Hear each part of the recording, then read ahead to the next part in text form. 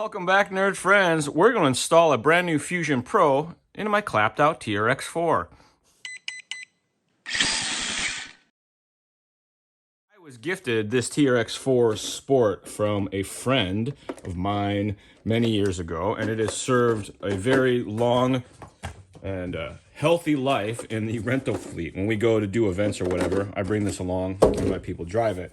It has had a Fusion 1800 in there the whole time, and it's served very, very well. I think the only, upgrade that this truck has is the servo. I ended up getting the Traxxas upgrade 400 ounce red servo. There's a blue one and a red one. It's the red one.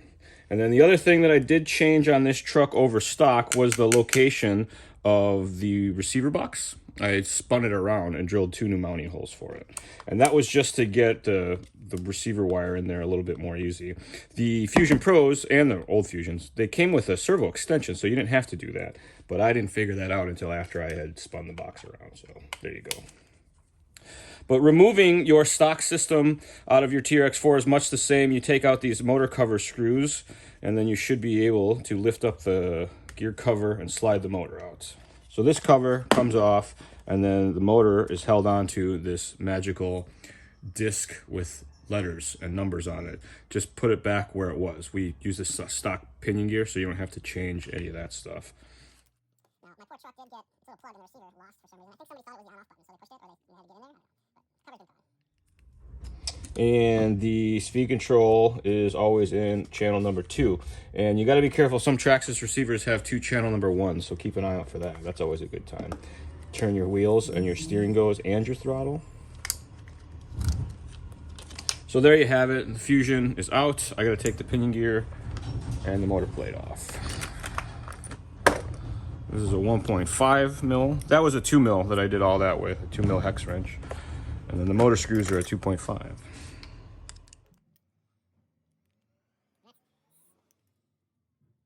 One Fusion 1800 out. Let's keep this around for trail upgrades.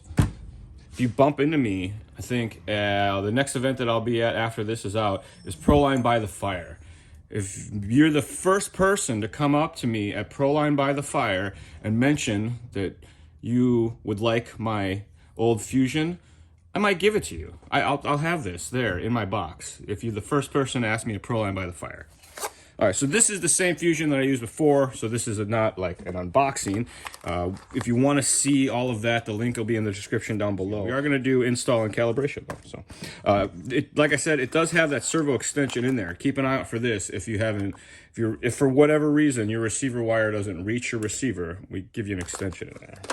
And all of the Fusions also come with the sticker for your LED box. It'll work with any of the LED programming boxes that are out there. It just gives you a sticker so you don't have to keep your instruction manual around to know what the new settings are.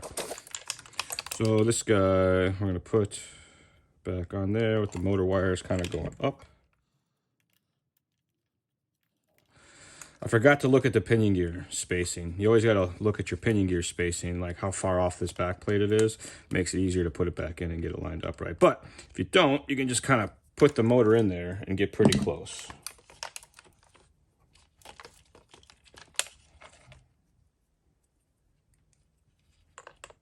I think it works out good that you just go, you start with it with the pinion shaft of the motor flush with the pinion gear, and then it's easy to adjust from there. So if you put it on there and you see it's actually pretty close.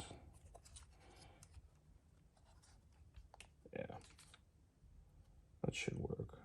I think I'm gonna move it back just a little bit. I think, the nice thing about these new style vehicles, you don't really have to worry too much about the gear mesh, because if you just use the right holes, everything works like it's supposed to. Oh gosh, there's a lot of dirt down up in there. Motor plate gets back in the slot, and this guy just screws back on.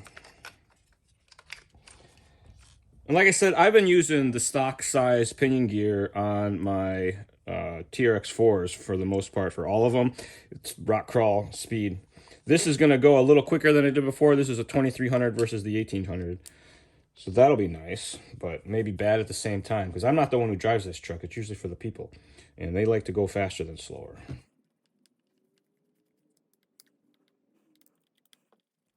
I have small lady hands, so this is probably not as easy on some of you as it is on me to get these wires down up in here.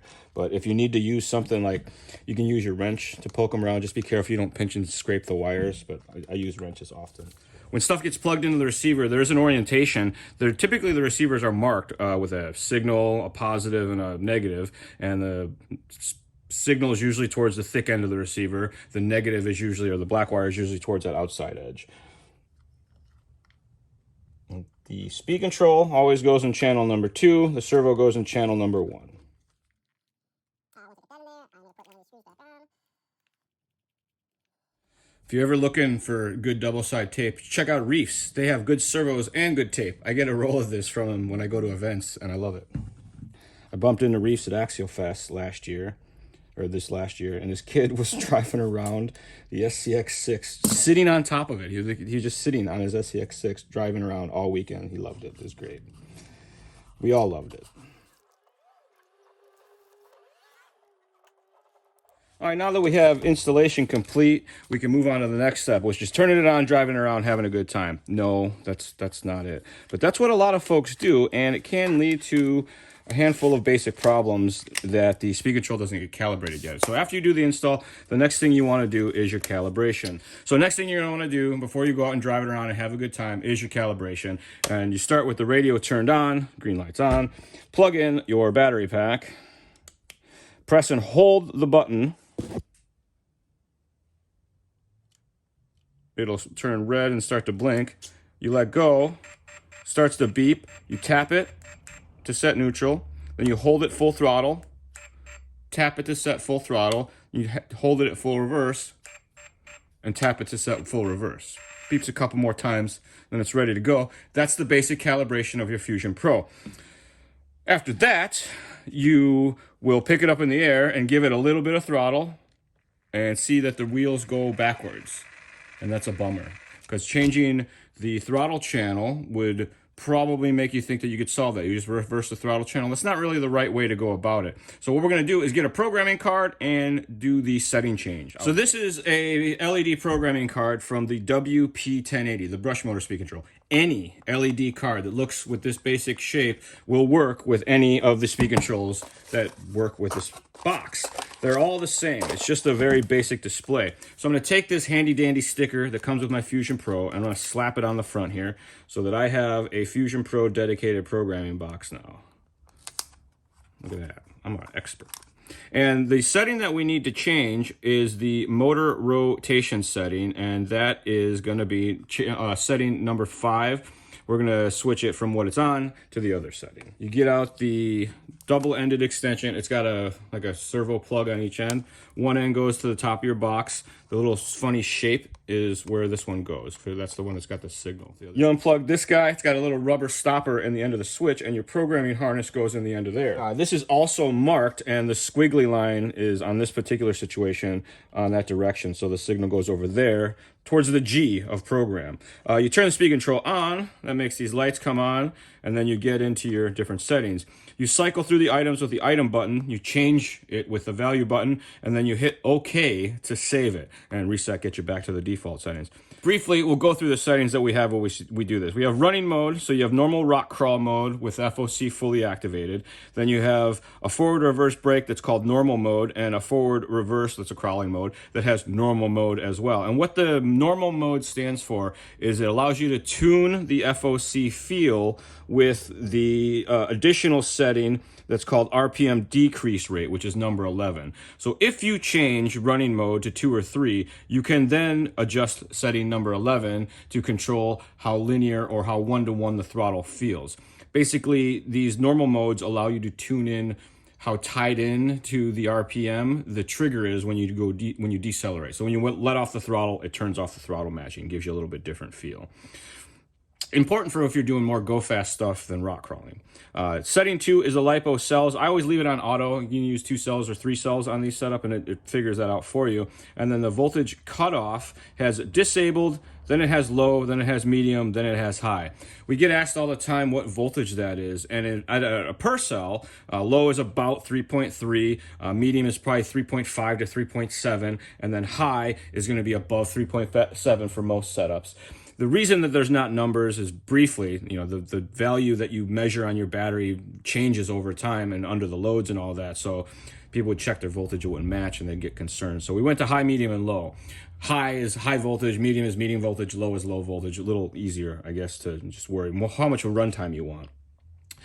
Speed control also has thermal protection adjustability. You can turn it up or down. I always leave it on the default setting. Of course, lower is safer. Motor rotation, that's what we came here for. We'll get to that here in just a second.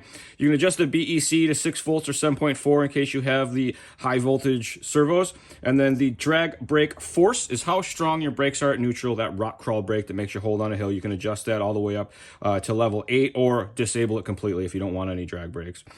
Drag brake rate is how quickly the speed control applies the drag brakes. So if you drive around quickly, more often than slowly, you want a lower drag brake rate, because when you let off the throttle suddenly, this allows it to apply the brakes at different speeds. Lower is slowest, highest is snappiest, so to speak.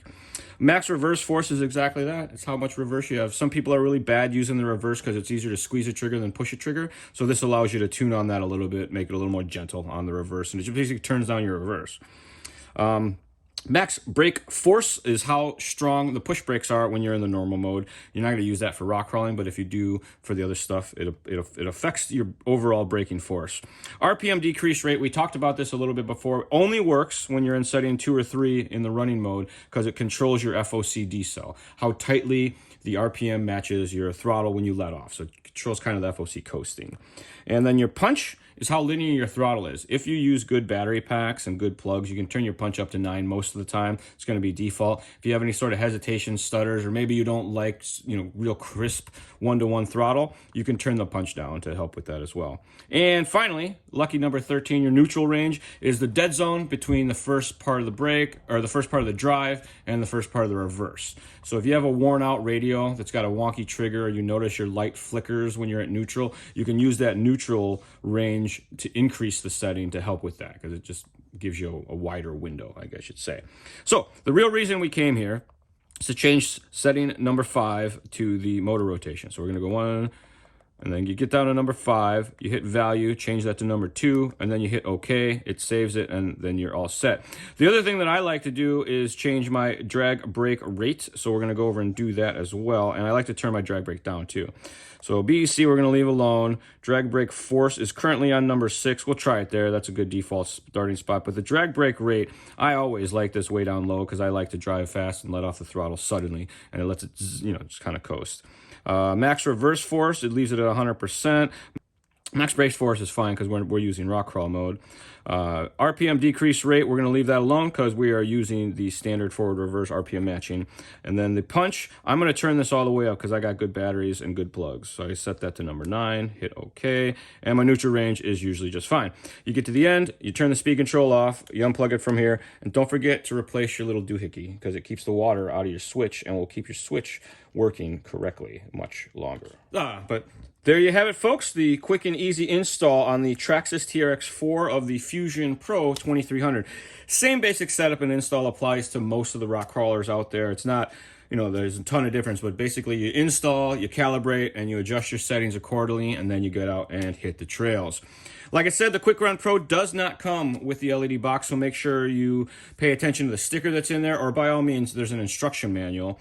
We did a previous video where we talked through all those settings as well. I know I said I wasn't going to do it here, but I can't resist telling you about all the awesome settings. Don't forget, we have a podcast. It goes live the 1st and 3rd Friday of the month, and you can enter to win free HOBBYWING RC stuff. Listen to one of the episodes, learn how to win. As always, we thank you for joining us here on the Nerd Bench. The Charlie Show is new every Tuesday. Thanks for watching.